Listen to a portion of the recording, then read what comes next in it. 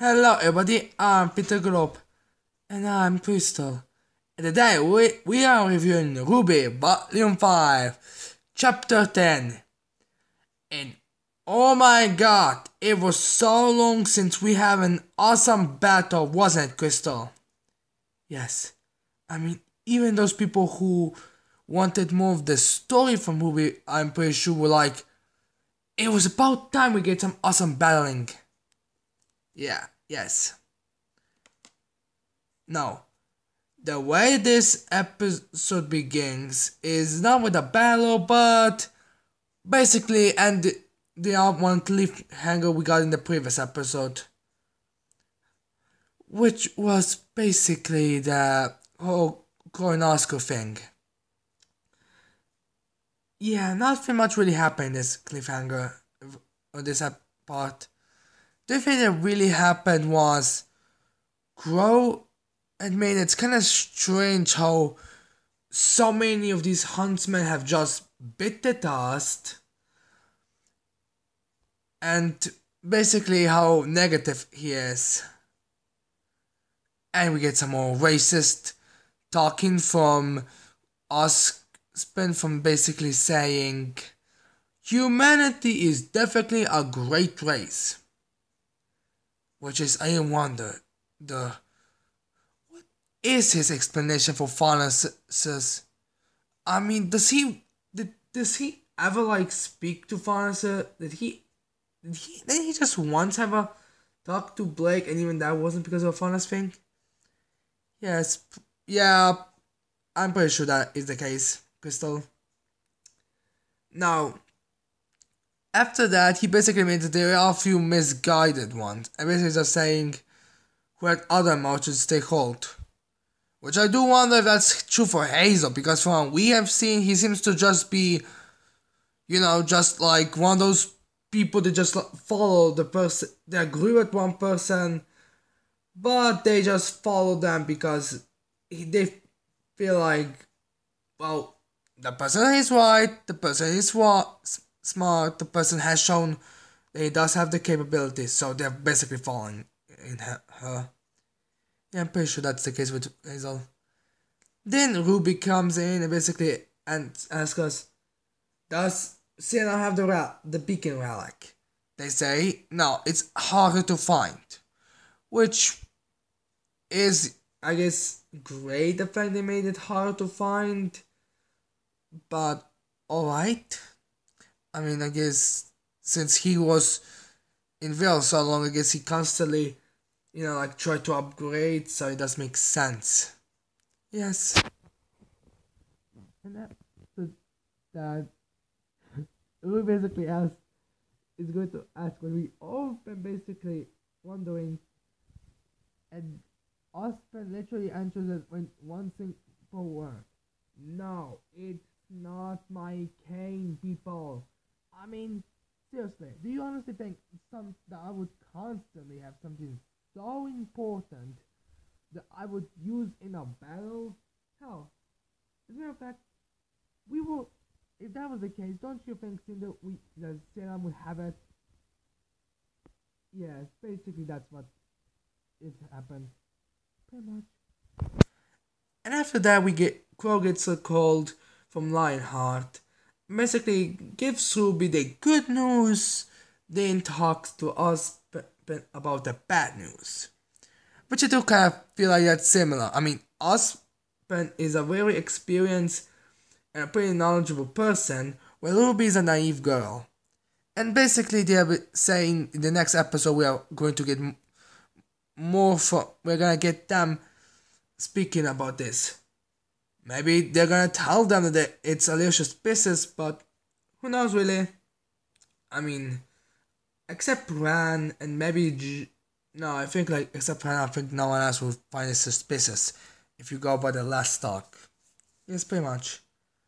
And after this, we got to Raven and Lionheart. Raven basically seeing it that's true what they say about Lionheart betraying in Ospen.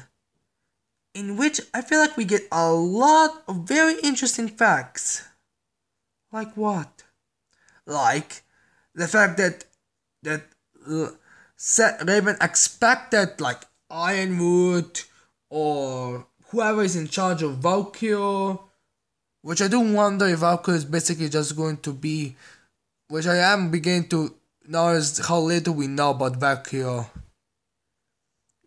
But yes, we basically get told that she basically expected most everyone out of the ones to betray him in this kind of thing. They didn't expect him, which I find kind of interesting. Also, the other thing you can also tell from this is that both Raven and Lionheart are pretty similar characters. In that, even though if you just look at them, you would expect them to be polar opposites. Like what? Well, Lionheart is a guy who says everything that like literally what it is. I mean, even if the other person says different, he basically knows the whole case. I mean, I don't care how you say it, it is the case. Because he admits that he's afraid, that there is not like he wants to survive. He is afraid. He knows everything will go only when completely to crap. And just so he's aware he wants to save his skin.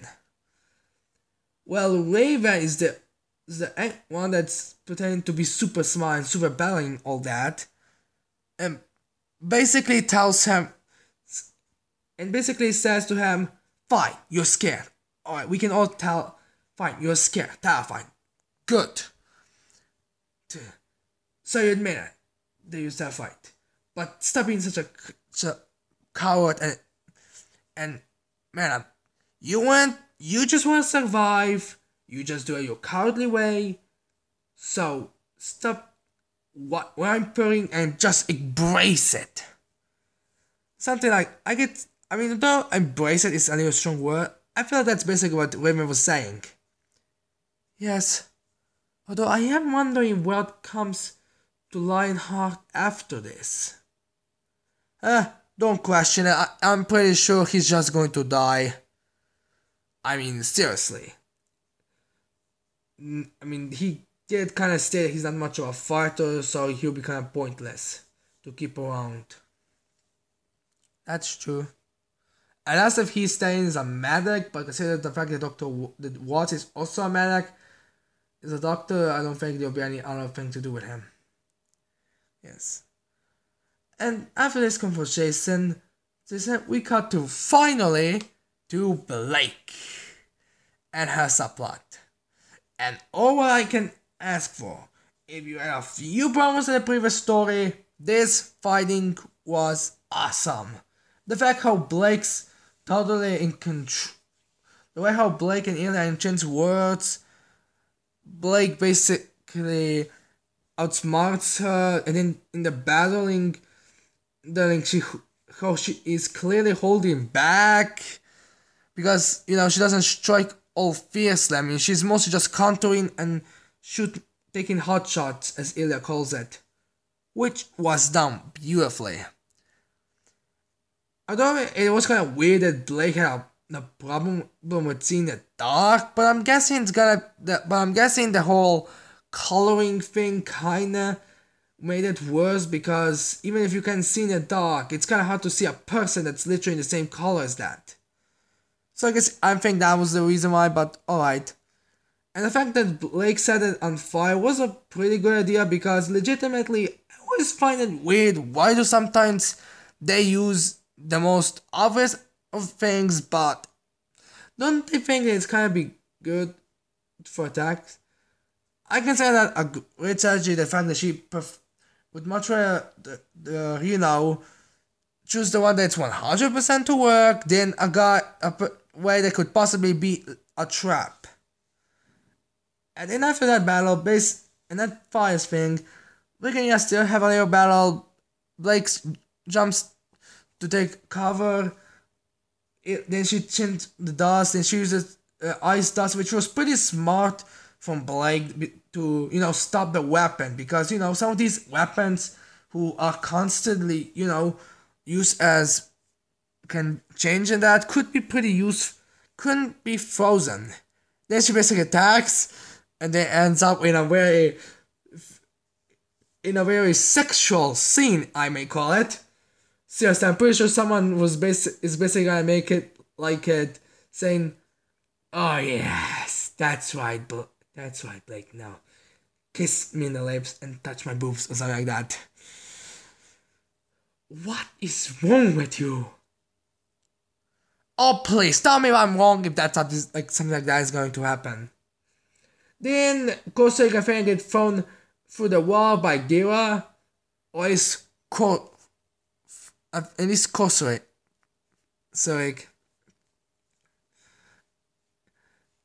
and then because Gira had to distract Blake for a second.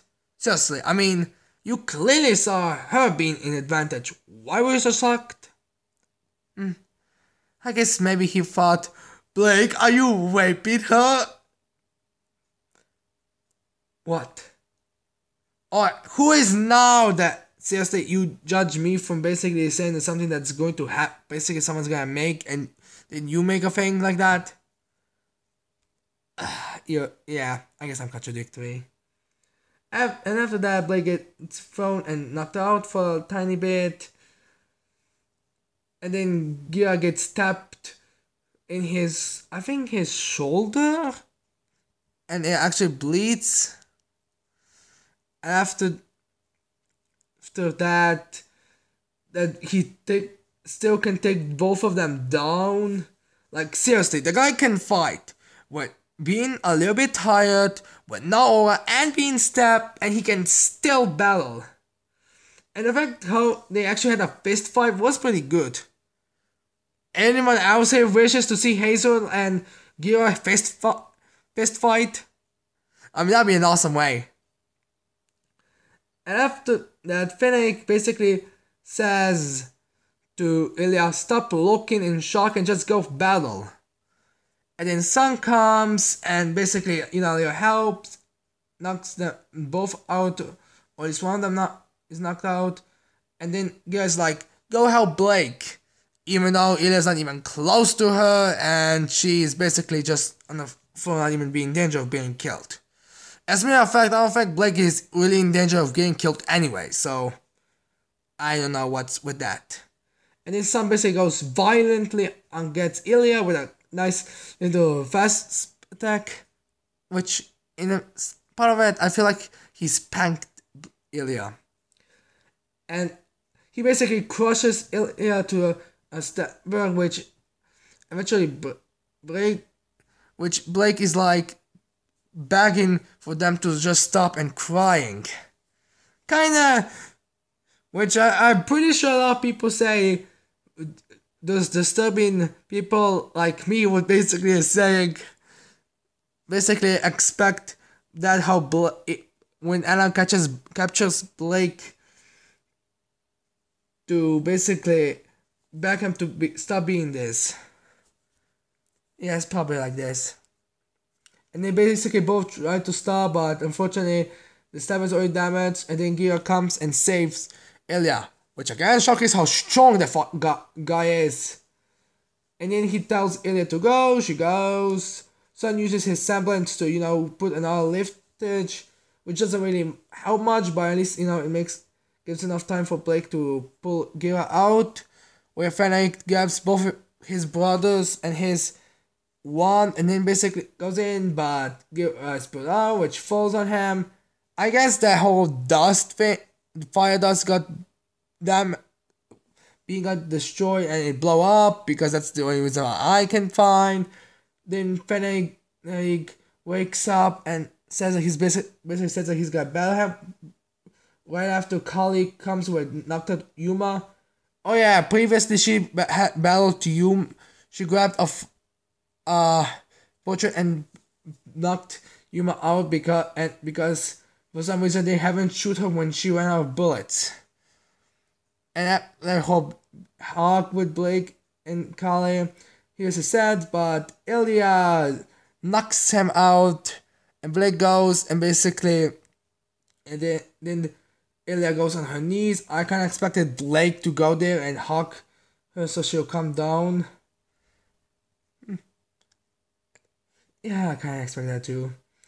And then we cut later when basically air fires out, everything's basically getting under control where Kira basically carries a couple of white fins and his guards outside. And then I'm guessing captain of the police in white thing basically comes and gets told that there are some resistant white thing which might lead to Yuma escaping. I mean, he wasn't brought outside, so he might escape. And after that, that captain basically asks about the other Fox brother, and then he basically gets tell his dad that, and then he basically ask Kosek if it was worth it. Then Blake basically gets a great speech about how this is going to lead, and points to how the house is destroyed and all that. Even though some people are probably gonna say she did that, but yet again, that's just what is going to lead. So I guess but still say that's basically stating. And then after that, and then Blake says that she understands that you don't want to, and some basically already volunteered. So and then Ilya volunteers too. If she wants, then Blake basically agrees because legitimately she did always want that. Although some people might say that Blake is too forgiving.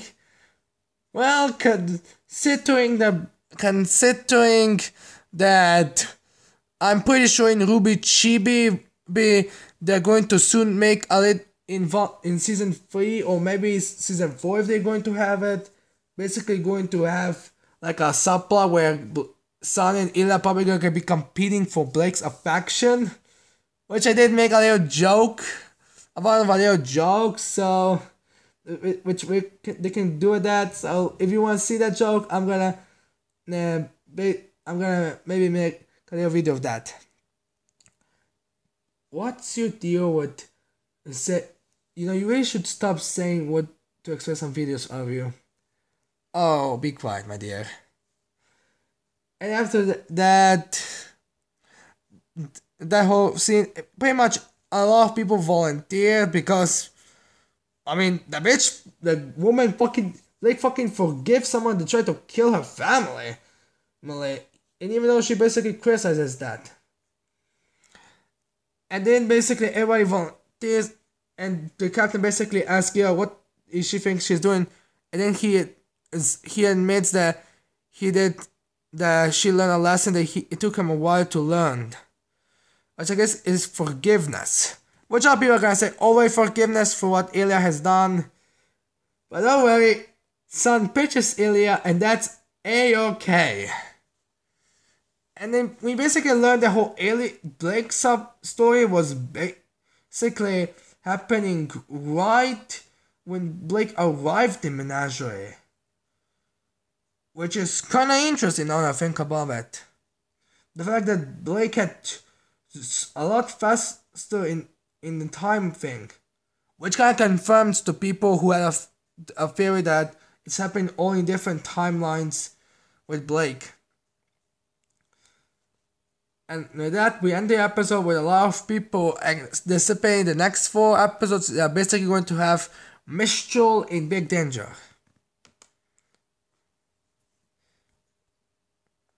Oh, this episode was a great episode. It was about time we get back to the battling. And the whole thing was amazing. I mean, the Ruby plot, we did kind of learn a couple of new things. With Raven plot, we got to see a little more into Lionheart and her character. And Blake's was amazing. Like everything about Blake. Yeah, it was a very good and refreshing time. And basically showcasing that we're gonna get possibly awesome battles. Who knows, maybe the final four episodes chapters are going to be awesome battlings. Well, maybe not next chapter, but the final 3 maybe. This was definitely one of the best episodes. Yes.